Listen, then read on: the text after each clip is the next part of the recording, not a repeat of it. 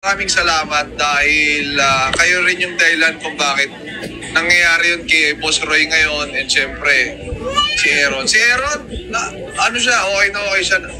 Nakapagbukas na siya ng bangko. So ano ba mga improvement sa buhay ni Aaron after ng mga vlog na hindi nyo na napapanood? Ngayon may sleeve na siya kung nakikita nyo doon sa... may tattoo na siya, naunahan pa ako. So marami rin lumalapit sa kanya para tulungan siya, which is very good. Napakaganda nun. Na-appreciate ko rin lahat ng mga tao na lumalapit doon para i-vlog siya, i-feature siya. Kasi mas maraming tao mag-feature sa kanila, mas maraming tao pupunta kasi aminin na natin. Yung hype na meron yung dala yung vlog ko, hindi naman yan matagal eh. No? So parang ibig lang sabihin ba, strike while the iron is hot. Para kay Big Royce. And sila naman, sinasamantala lang din nila. Kasi tulad nga ng sinabi ko, struggling business.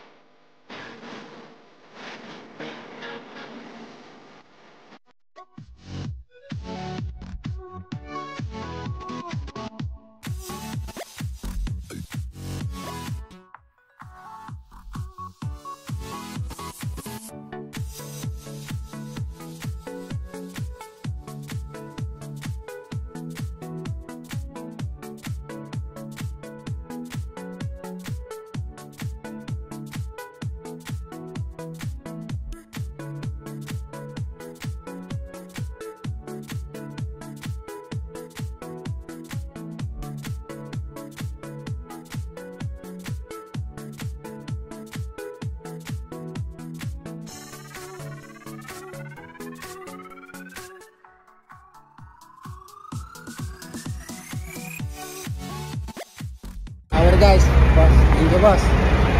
Yun, pre, mamaya na lang. So yun, good morning. Tapos na natin magtato. Si Aaron, tinatuan siya ni Buan. So Monday grind, lagi magpatuloy sa lahat ng gusto magpatato.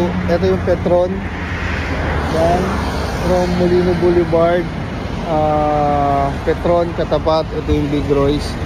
Everyday open, 11 a.m. to 2 a.m. Pwede kayo mag-inom dyan. Tapos yung makakatikim kayo dyan ng mga seafood, mga iba't ibang ulam, poodle fight, pang marami yan. Pang mga bundle. Alright? Thank you Lord. And yan, nakaka-inspire yung mga kwento ni Aaron. Sobrang nakaka-inspire. Sa mga nambabash naman, sa mga negative, hindi nyo kasi kilala yung tao eh. Yung baga yung pinagdaanan eh. Marami talagang hilahin ka pababa pagka umaangat ka eh. Pero nakakatuwa kasi nakilala rin natin si Aaron, napakabait. Saka si Big Roy, Boss Roy, maraming salamat. Tayo dito. And thank you Lord. Anong sabi ni Lolo Glenn? Ano? Sabi mo ano? Ano? Eddie!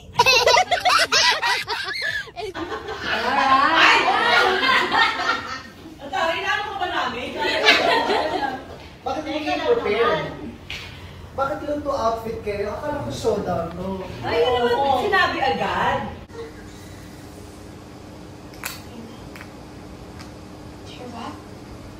Up. Naku, magugustuhan mo to, be. Masarap Yung ano, pasta. Ano yung unahin ko? Chocolate mousse yan. Ano yung ginagawa ko? Nahihirapan. Nahihirapan po. Ito yung sa inyo talaga. Yan. Ay, boy ka pala. Panalo yung mango tapioca. Para kung bagong kasal.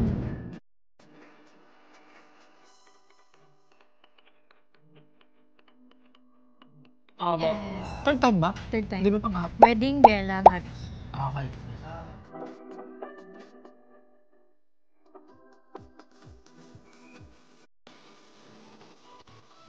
So, experience ko sa Awesome, sa wedding pa lang, wala na kayong problema. Oo. Hassle-free. Talagang awesome talaga. Talagang awesome talaga kasi Mismong event, wala kaming naging problema during the event. So, sobrang hands-on kasi ni Miss Cha, tsaka ni Miss Pia, Pia, Sir Calvin. Sir Calvin.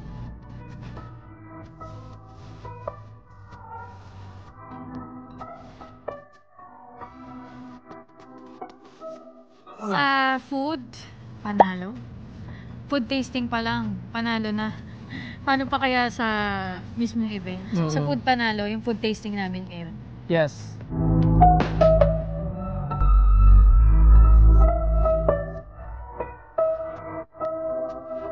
Sa awesome events during wedding din namin and sa birthday ni Biela, wala kami naging problem. Mas lalo na ngayon, ngayong birthday ni Mabi, alam mo ko na walang magiging problema. Ewan ko, parang na-challenge ata sila sa amin ngayon kasi parang 1 month ata yung prep na.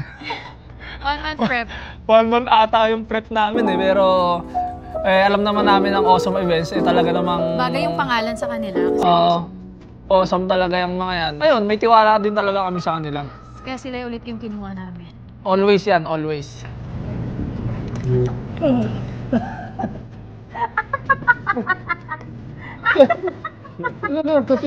Kayo guys, kung meron kayong mga event sa buhay nyo na gusto nyo ring ma-celebrate ng talaga maging namang memorable, try nyo yung awesome events kasi talaga kayo mapapahiya.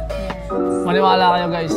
Pangatlo na namin to at hindi lang kami. Si Kay, tsaka kami. Lagi kami nag-awesome events. Ayan. Pero tayo yung pinaka-lagi nag-awesome. Lagi. After wedding, every event na ng mga bata. Wala kasi kita mo naman kung babalikan niyo yung kasal namin. Ako nga nung kay Bella, di ko nga alam yung... Wala nga ako sa meeting nun eh. Parang sila-sila lang eh. Tapos wala, nagulat na lang ako. Under the sea. Ganda nung venue, ganda lahat. Kaya mapapaya guys, pag trinay niyo yung awesome events.